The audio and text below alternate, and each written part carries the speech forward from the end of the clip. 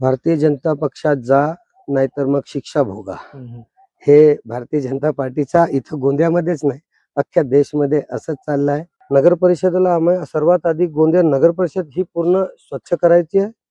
काहीही करायला तयार आहे, पण भारतीय जनता पार्टी यांच्याकडे मी जाणार. सध्या सगळीकडे निवडणुकीच्या चर्चा रंगलेल्या आहेत, कारण की बऱ्याच वर्षापासून प्रलंबित असलेल्या गोंदिया नगर परिषदमध्ये इलेक्शन लागलेले आहेत.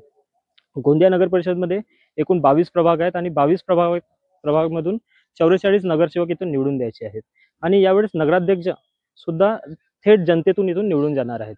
त्याकरिता काँग्रेस पक्षाने ज्यांना उमेदवारी दिलेली आहे, सचिन भाऊ शेंडे यांची आपण आज इथं मुलाखत घेणार आहोत. सचिन भाऊ बद्दल सांगायचं गेलं तर ते एक राजनीतिक परिवारातून येतात. ते या अगोदर पण नगरसेवक राहिलेले आहेत आणि त्यांनी सभापती पद सुद्धा इथं भूषवलेले आहेत. सचिन भाऊ, आपल्याला विनंती आहे की आमच्या दर्शकांना आपला एकदा परिचय द्यावा. मी सचिन गोविंद भाऊ शेंडे, मी पूर्व नगरसेवक, पूर्व सभापती आणि मी माजी नगराध्यक्ष गोविंद भाऊ शेंडे यांचा मुलगा आहे. मी 2017ला अपक्ष निवडणूक लढून प्रभाग क्रमांक तेव्हाचं 5 आताचं 2 या प्रभागातून निवडून आलेला आहे आणि मी सभापती पद हा नगर परिषदमध्ये भूषवला आहे.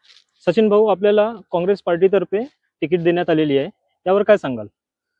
माझ्यावर काँग्रेस पक्षाने जे विश्वास दाखवलेला आहे, मी पक्षश्रेष्ठींचा आदरणीय नानाभाऊ पटोले, खासदार श्री प्रशांत भाऊ, तसेच आमचे गोंदियाचे लाडके नेते माजी आमदार विकास पुरुष श्री गोपालदासजी अग्रवाल यांचा मी मनापासून आभार मानतो की त्यांनी एक युवकांना संधी दिली आणि या संधीला मी खरं त्यांचे जे विश्वास आहे त्यांनी जे दाखवले त्यांचे आम्ही खरा म्हणजे त्यांच्या विश्वासमध्ये मी खरा उतरेन. भाऊ, आपण या ज्या निवडणुकीला कोणत्या मुद्द्यांना घेऊन समोर चालले आहेत? नगर परिषद गोंदियामध्ये मुद्दे हे फारसे कमी नाही आहेत, कारण की ज्यांची सत्ता होती मागील 15 वर्षापासून त्यांनी काही नाही केलं, म्हणून आमच्याकडे करण्यासारखं भरपूर काही आहे.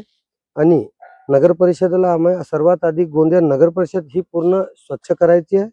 गोंदिया नगर परिषद ही आम्हाला खड्डे मुक्त करायचे आहेत आणि गोंदिया नगर परिषदमध्ये मार्केट एरिया म्हणा किंवा इतर कोणत्याही परिसरात तुम्ही जाऊन बघा, प्रत्येक दिवशी लोक सोशल मीडियावर कचऱ्याचे ढिग लागले राहतात, ते फोटो पाठवतात ते रोज म्हणजे, आणि हे सर्वही राहून ते त्यांना लोक सांगतात की असं आहे तरी ते काही करत नाही त्या विषयावर.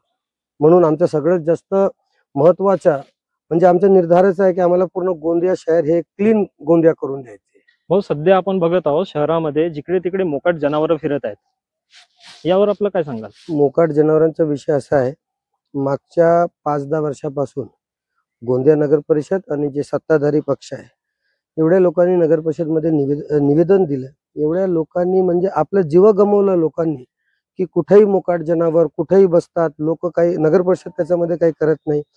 यांच्याकडे लोक जाऊ होतात की एवढे मोकाट जनावर, एवढे ऍक्सिडेंट या मोकाट जनावरांना रात्री होते.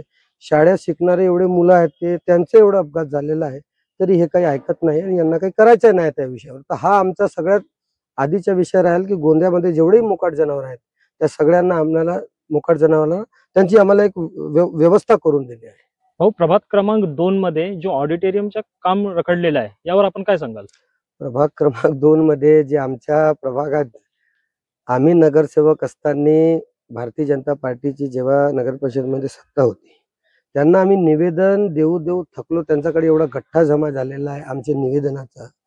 त्या ऑडिटोरियम मध्ये कधी निधी येते, कुठं पैसे ते जातात, का पैसे ते कामात आणतात की नाही आणतात, तो 10 वर्षात म्हणजे आज त्या बिल्डिंगला तुम्ही ऑडिटोरियमची बिल्डिंगला जाऊन बघा, जर्जर झालेली आहे. म्हणजे ते पूर्ण बिल्डिंग तोडण्यासारखी आज त्या बिल्डिंगची परिस्थिती झालेली आहे. काँग्रेस गव्हर्नमेंट आमची जे नगर परिषद मध्ये सत्ता येईल आम्ही त्या ऑडिटोरियमला तयार करून जे लोकांसाठी वापर आहे ते आम्ही करण्याचा प्रयत्न करू. हो, सध्या आपल्यावर एक आरोप होत आहे आणि शहरामध्ये सध्या ते चर्चेचे आहे. विरोधकांकडून वारंवार ते चर्चेत हे मुद्दा सतवून आता आणत आहेत, यावर आपण काय सांगाल? भारतीय जनता पक्षात जा, नाहीतर मग शिक्षा भोगा. हे भारतीय जनता पार्टीचा इथं गोंदियामध्येच नाही, अख्ख्या देशमध्ये असंच चाललं आहे. मी नगर परिषदमध्ये एकमात्र नगरसेवक अपक्ष म्हणून निवडून आलो.